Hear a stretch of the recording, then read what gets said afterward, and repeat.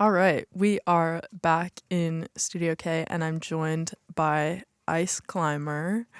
Before we get started, could I get a name and instrument intro from y'all? I'm Zochi, and I do the vocals. I'm Jujo. I play bass. I'm Ella. I play guitar. Amazing. And we just heard No Yeah for Sure. Fell asleep with the TV on, consistently inconsistent, and of course, green sick. So the majority of those are from your forthcoming self-titled album, correct? Yeah, that's right. Sweet. And do you have a release slated for the album or a window of time you're shooting for? So hopefully we'll be able to give people physical copies at our album release on February the 7th. Okay, cool. Amazing. And I just caught the album art, and I was wondering kind of if you had a specific inspiration for the art or if you sort of worked collaboratively, with someone to kind of make a vision you had come to fruition. Yeah, that's a good question. So my wife painted something this year that really struck me, and I thought it had Ice Climber vibes. Mm-hmm. So in my head, I was like, they're going to do a painting of like a reworked idea of like our kind of mascot, which is like this 7-headed, 14-armed, like goddess of ice. That was originally drawn by someone else. And it's going to be a little like sci-fi body horror type thing. But then I for sure also want our guitarist Ella to add some embellishments, such as like line work and border work and other stuff, because she's the one that came up with the logo font. Mm. Oh yeah. Yeah, I just in the past couple of years I've gotten more and more into like illustration, and I really like just doing ink on paper, and I'm really influenced by like early 1900s ink illustrations like Vienna Secession movement or whatever you call it, and that kind of stuff, and like the borders are a huge part of that. So I've been working on those, and I provided like a border for the album, and I did a little album layout for it as well. Yeah, I definitely saw the kind of connection between the mascot of sorts that you have and the album art. So I was wondering if that was intentional or just kind of a piece of work that you saw that you felt was similar. So cool to know it's like a little bit of both of those things. Yeah, for sure. I mean, I'm a big fan of body horror, and I thought that the content of the album has a lot of visceralness to it. So, hence the arms ripping out of the body of of the god. Yeah. Yeah, very visceral indeed. And Ice Climber has been together in some iteration for almost 3 years, right? Yeah, that's correct. It all started because of the art shanties. I don't know if y'all are familiar. They happen at Lake Harriet. They're put on by the Art Shanties projects. But somebody invited my last couple projects to perform, and they kind of disbanded right before that happened in January of 2022. So then I just like asked a few folks who I'd been working with on other stuff and who I'd played with like my other bands if they wanted to join a random set. And the person who was booking us was like, well, you got to have a name. So the like electronic producer of the group that no longer plays with us is willing to once in a while, but is really busy with like getting their masters in composition or whatever. Mm-hmm. He loves making songs about like retro like video games such as like Wave Rider and whatnot. So he said, what about Ice Climber? And I was like, we're going to be playing on the ice? Sure. Why not? And now you've been Ice Climber for almost 3 years.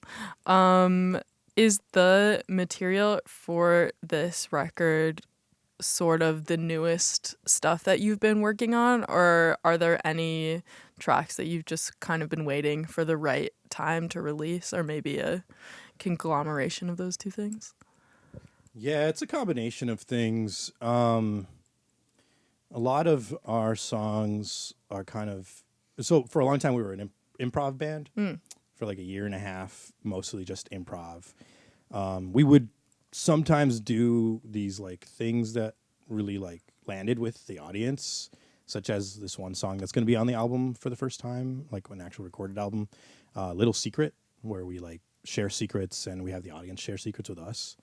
Like that's something that's been around for like a few years now, but we've never recorded it. And then there's other songs that have existed in some form that we've reworked for this album because we thought they fit well. And then some songs like No Yeah For Sure that are like brand new, like 2 months old. And for like that one and then another song on the album, we have started writing songs where like I'll come up with something or somebody comes up with something and they send like a little clip over to one of us and then we just kind of bounce it back between folks who have ideas and then we try to put it together in a practice or live. If the next time we're seeing each other is live, we're like, why not? Anything to say about that?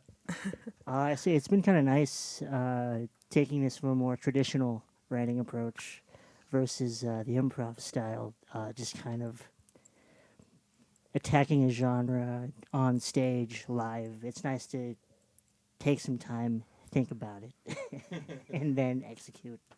Yeah. Well, I was going to ask because I know that a lot of your songs are rooted in improvisation. So if your writing process was more so you just get together and kind of hash out an idea as it happens, but it sounds like you've been able to incorporate some of that as well as this more traditional route of people bringing different things and then eventually being able to work on them.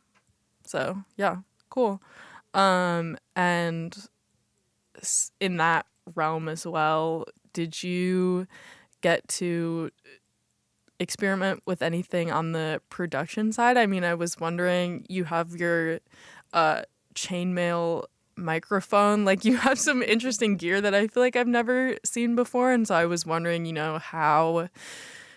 how that makes the production side of things either more challenging or just more interesting for you to kind of be able to play around with stuff.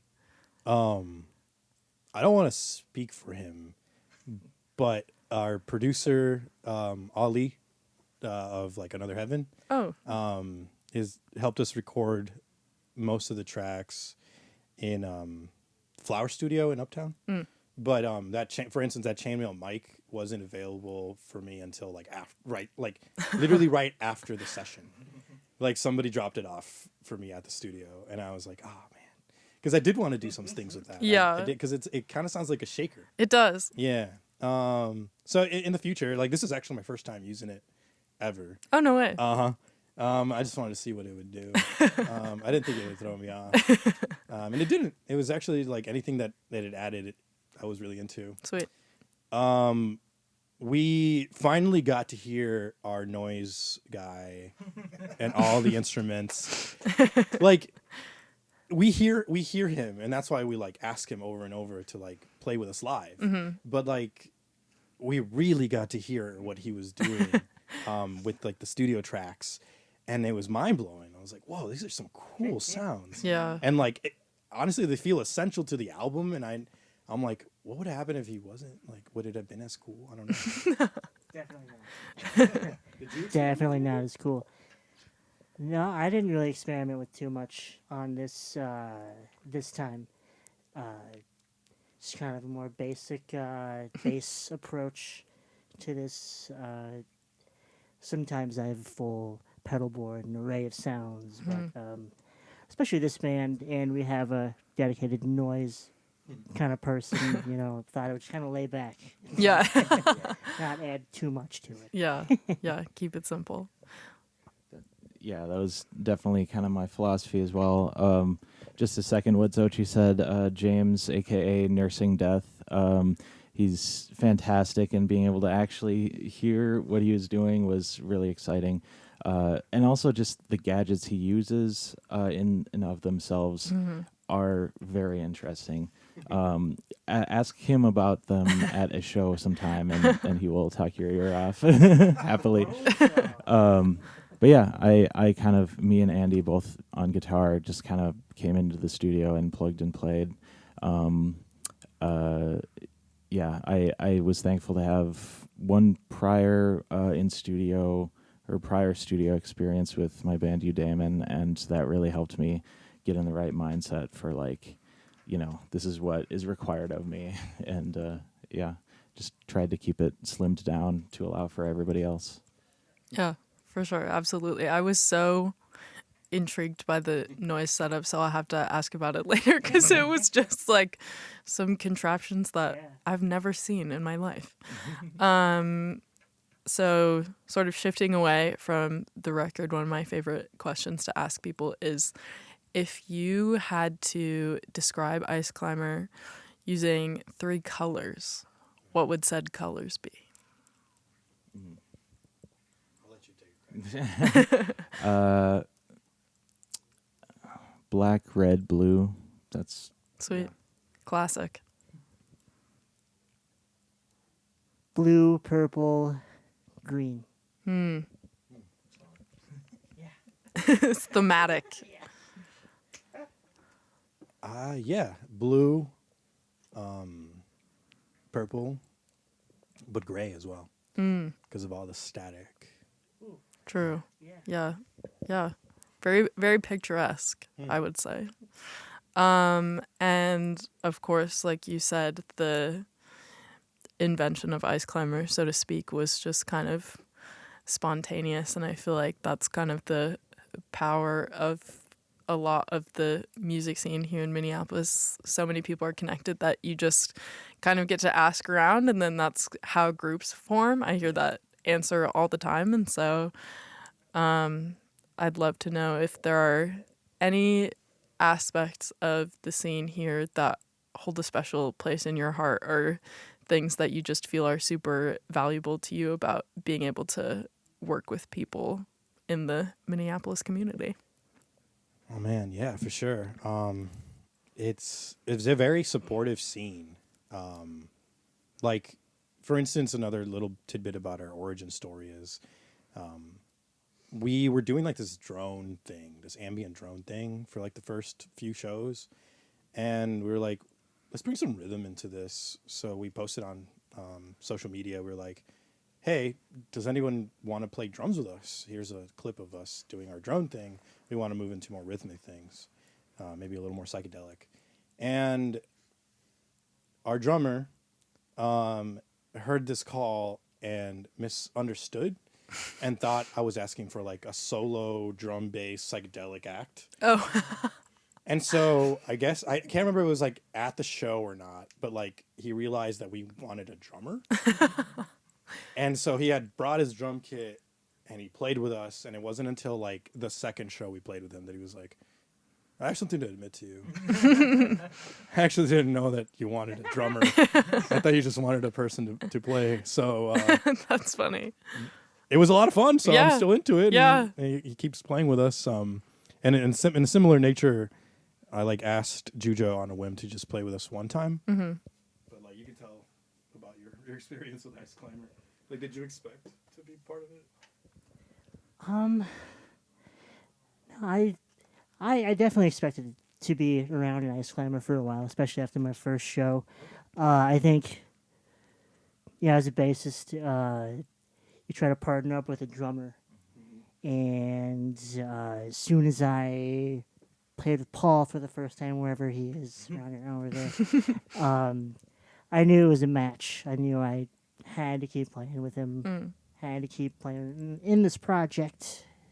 And, it's the indescribable feeling kind of thing. Yeah, for sure. I think I wanted to mention is that, like, even though the scene is so supportive and people are so willing to jump on a project, it's cool that there's all these folks like trying to make spaces for folks to do things. Like one thing that got me into music here and has continued to inspire me, and it's not everybody's cup of tea, is the Tourniquet Noise series. They're taking a little break right now, but they were doing things out of the Red Sea. Y'all have any other things to shout out like that? I guess I would I would mention a queer ritual, which is primarily organized by my partner Andy. I mean, I only mention it because I think it is really kind of that cool and important. It's just a kind of a show or a fest where we try to feature as many like queer heavy acts that have queer members in them.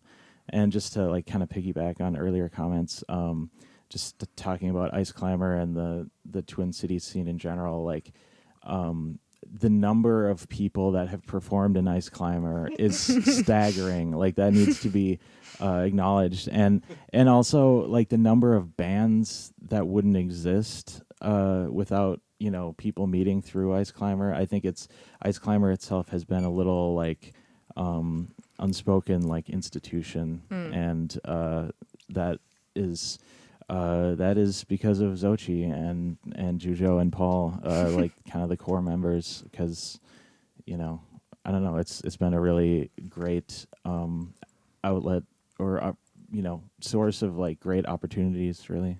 Yeah, no, it seems very shape-shifting for sure, which is super cool. Okay, before we head out, I have a wild card question for you, which is you get to build a 4-group bill, including your band. Who are you choosing and why, and what venue are you playing at? Does anyone want to go first? Or you could just do one each, and then that's less choice for you. I think as soon as one of us starts. Is that living or dead? Yeah. The possibilities are endless, Okay. which makes it harder. Yeah, sure. So 4 bands, 1 venue, and why? Yes. Okay. If I was trying to set up an Ice Climber show with like the bands that I've wanted to see across the eras and even modern, I think it would be like System of a Down, Ethel Cain,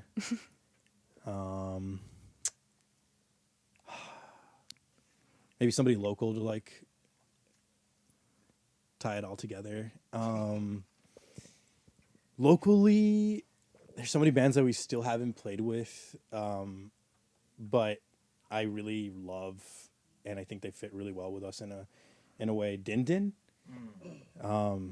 they're super awesome. They're also like a really big outfit as well, like 6 people. One time we did one of our songs, the closer of our album, together. So like all of them, and Ice Climber as well, and that was epic. That happened at Can for like a Solstice show. But yeah, System of a Down, Ethel Cain, Din Din, and Ice Climber. At the Red Rocks. I've always wanted to play the Red Rocks. Such a pretty place. Mm-hmm.